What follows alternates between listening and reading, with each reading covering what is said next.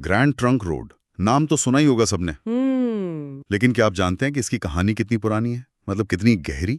बिल्कुल, ये सिर्फ एक सड़क नहीं है। हाँ, आज हम ग्रैंड ट्रंक रोड सदियों का सफर के कुछ जरूरी हिस्सों पर नजर डालेंगे। समझने की कोशिश करेंगे कि कैसे ही एक रास्ता इतिहास की कई परतों को अपने अंदर समेटे हुए। सही। चलिए इस सफर को खोलते हैं। तो शुरुआत कहाँ से करें? मौर्य काल? हाँ बिल्कुल, इसकी जड़ें बहुत पुरानी है, मौर्य साम्राज्य तक जाती हैं। जिसे तब उत्तरापथ कहते थे ना? हाँ, उत्तरापथ। चंद्रगुप्त मौर्य के जमाने में एक तरह का राजमार्ग बनवाया गया था। कहाँ से कहाँ तक था ये? ये बंगाल के सोनार गांव से लेके साम्राज्य की उत्तर पश्चिमी सीमा मतलब सिंध तक जाता था। अच्छा, काफी लंबा। मेगास्थनीज जो यूनानी राजदूत थे, उन्होंने भी इसका जिक्र किया है अपने लेखों में। हाँ किया है, और फिर सम्राट अशोक ने तो इसे और बेहतर बनाया। हाँ, वो पेड़ लगवाना, कुएं खुदवाना। लगवाए, यात्रियों के लिए कुएं खुदवाएं। सोचिए जरा, कितनी कमाल की बात है उस समय के हिसाब से। हाँ, और ये सिर्फ यात्रियों की सुविधा नहीं थी, ये उत्तरापथ असल में देखिए मौर्य साम्राज्य की लाइफलाइन थी। धमनी जैसा कह सकते हैं। हाँ बिल्कुल, एक धमनी जैसा। इसी से व्यापार होता था, सेना आती जाती थी। और विचारों का आदान प्रदान भी। यकीनन, बौद्ध धर्म इसी रास्ते से जैसे गांधार तक फैला।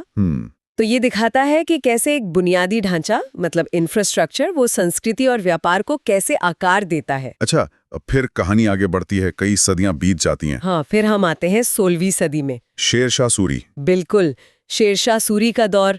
उन्होंने इस पुराने रास्ते को, उत्तरापथ को, एक तरह से नया जीवन दिया। उसे पक्का करवाया। हाँ, पक्का बनवाया और नाम भी बदल दिया, सड़क ए आजम। सड़क ए आजम यानी महान सड़क। जी। सोचिए, 1542 में सोनार गांव से पेशावर तक जी करीब 2500 किलोमीटर। हाँ, और सिर्फ सड़क नहीं बनाई, उन्होंने पूरी व्यवस्था खड़ी की। जैसे वो कोस मीनारे। हाँ, कोस मीनारें जो दूरी बताती थी, हर कोस पर एक मीनार। और सराय भी बनवाई। बिल्कुल, मुसाफिरों के आराम के लिए, ठहरने के लिए सराय बनवाई और चुंगी की व्यवस्था भी की। चुंगी मतलब टोल टैक्स? हाँ, एक तरह का टोल टैक्स। कमाल है, ये तो उस जमाने का पूरा हाईवे मैनेजमेंट सिस्टम लगता है। कह सकते हैं, यहाँ शेरशाह सूरी की दूरदर्शिता साफ दिखती है। ये सिर्फ मरम्मत नहीं थी, ये एक पूरी इंटीग्रेटेड सिस्टम बनाने की कोशिश थी। इसलिए मतलब मुख्य उद्देश्य क्या था? व्यापार और संचार दोनों को सुगम बनाना। उनकी डाक व्यवस्था भी इसी पर निर्भर थी। अच्छा, हाँ। घोड़ों से डाक बहुत तेजी से पहुंचती थी। कोस मीनारें, सराएं, ये सब उस जमाने के हिसाब से बहुत आधुनिक चीजें थीं। और फिर इसके बाद अंग्रेजों का जमाना है ना? हाँ, फिर ब्रिटिश काल। उन्होंने भी सड़क की अहमियत को पहचाना। उन्होंने भी इस पर काम किया। बिल्कुल, 1833 से 1860 के बीच इसे और बेहतर बनाया गया, मजबूत किया गया। खासकर सेना के लिए शायद। हाँ, उनका एक बड़ा फोकस सैन्य आवाजाही पर था। व्यापार तो था ही, पर सेना की तेज मूवमेंट उनके लिए बहुत जरूरी थी। और तभी से ये नाम मिला, ग्रैंड ट्रंक रोड। जी हाँ, इसी दौर में इसे ग्रैंड ट्रंक रोड कहा जाने लगा।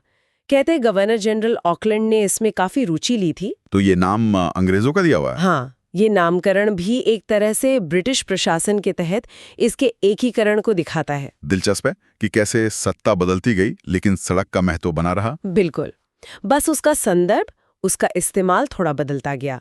ये दिखाता है कि महत्वपूर्ण संरचनाएं कैसे समय के साथ बनी रहती हैं। तो आज क्या स्थिति है इस रोड की? आज ये कहाँ है? आज ये रोड कई देशों से होकर गुजरती है। बांग्लादेश से शुरू होती है? हाँ, बांग्लादेश से शुरू होकर भारत, फिर पाकिस्तान से होते हुए अफगानिस्तान तक। बाप रे। हाँ, हालांकि अब ये कई राष्ट्रीय राजमार्गों में बट गई है। जैसे भारत में NH19, NH44 का कुछ हिस्सा इसी ऐतिहासिक रूट पर है।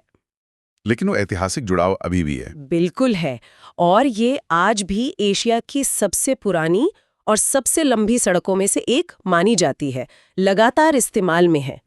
ये सड़क सदियों से भारतीय उपमहाद्वीप के, आप कह सकती हैं, पूर्वी और पश्चिमी हिस्सों को जोड़ती आई है। और आज भी ये मार्ग महत्वपूर्ण है? बहुत महत्वपूर्ण। आज भी व्यापार, परिवहन, सब कुछ इस पर निर्भर करता है काफी हद तक।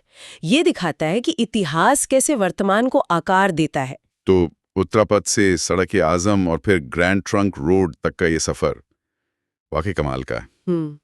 एक सड़क जिसने कितने साम्राज्य देखे, कितनी संस्कृतियों को मिलते देखा। और हाँ, और यही एक सोचने वाली बात है ना? क्या?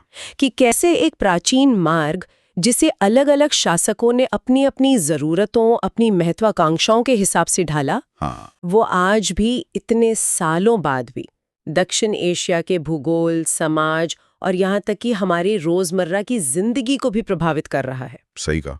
ये सिर्फ कंक्रीट और तारकोल नहीं है, ये इतिहास है, ये निरंतरता है, ये जुड़ाव का प्रतीक है।